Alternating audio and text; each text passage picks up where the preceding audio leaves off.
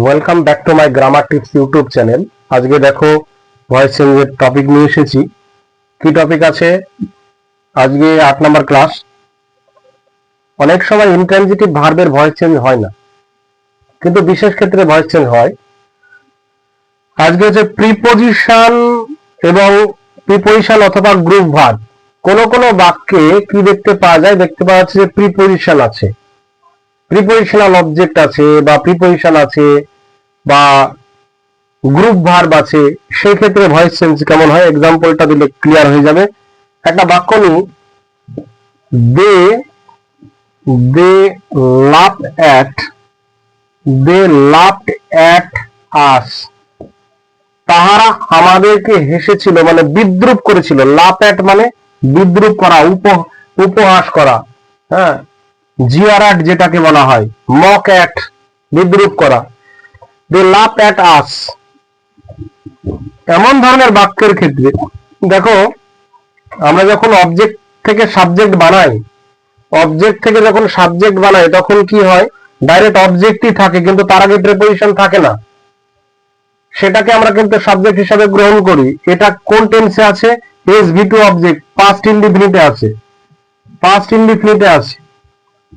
যদি এই প্রিপোজিশন বা গ্রুপ ভার্বের মতন থাকে, একটা ভার্ব তার সঙ্গে প্রিপোজিশন যুক্ত একটা মিনিং তৈরি করা, এমন ধরনের থাকে, মানে ভয়েস চেঞ্জটা কেমন হয়? টেন্সগত ভাবে তো একই হবেই, কিন্তু এক্সট্রা প্রিপোজিশনটাকে বসাতে হবে, নাহলে কিন্তু ভুল হয়ে যাবে। কেমন হবে? তাহলে আজ থেকে কি নেব আমরা? উই নেব। পাস্ট টেন্স যেহেতু আছে, উই ওয়ার নিতে হবে, কারণ আমরা জানি এসবি টু অবজেক্ট আর প্যাসিভ ভয়েসের formula object was oblique were V3 by subject. মনে রেখে করতে হবে। উই ওয়ার লাফড অ্যাট, এই যে একটা কিন্তু বসাতেই হবে, তারপরে আবার by. We were laughed at by them. দেখো, অনেক সময় শুনতে অড লাগলেও কিন্তু অ্যাট এর পরে আবার বাই দিতেই হবে। We were laughed at by them. আমরা উপহাসের পাত্র হয়ে গিয়েছিলাম বা তাদের দ্বারা, বা তারা বিদ্রুপ করতো, এরকম মিনিং কিন্তু আসছে। তাহলে পার্থক্যটা এখানেই যে অনেক সময় প্রিপোজিশন আছে বলে আমরা এটাকে উই থেকে আস করবো না, অবজেক্ট করবো না, তা না। এবং টেন্সগত ভাবে তো আমরা করবোই, সূত্র মনে করে। তার সঙ্গেই যে গ্রুপ ভার্বের মতন ভার্বটার সঙ্গে যে প্রিপোজিশন আছে, ওই প্রিপোজিশনটাকে কিন্তু বসাতে ভুললে হবে না। হ্যাঁ, তারপরে বাই দিতে হবে। এরকম আরেকটা এক্সাম্পল নেই, হি ডিসপেন্সড এর পরে উইথ হয়, dispense with my services. Bangla মানে কি? ডিসপেন্সড মানে কি? বরখাস্ত করা, আর সাহায্যটাকে না নেওয়া, অব্যাহতি দেওয়া যেটাকে বলা হয়। দেখা যাচ্ছে যে আমি কাউকে হেল্প করি, সে এখন বলছে যে না, আর হেল্প করতে হবে না, তোমাকে বরখাস্ত করে দিলাম, আর কাজটার দরকার নেই, আমার হেল্পের আর দরকার নেই। এইটার মানে হচ্ছে ডিসপেন্স মানে অব্যাহতি দেওয়া, কারো সাহায্য আর না নেওয়া, বরখাস্ত করে দেওয়া।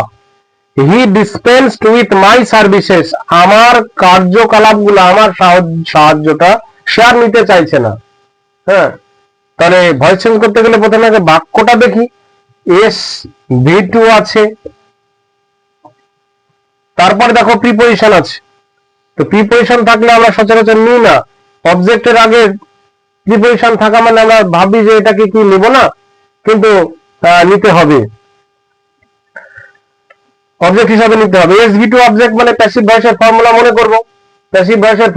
করব, যে object was oblique were V3 by subject. কিন্তু এই ক্ষেত্রে আলাদা, প্রিপোজিশনটা কিন্তু বসাতেই হবে। দেখি, my services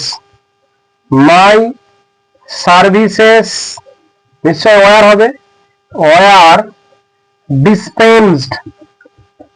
dispensed with by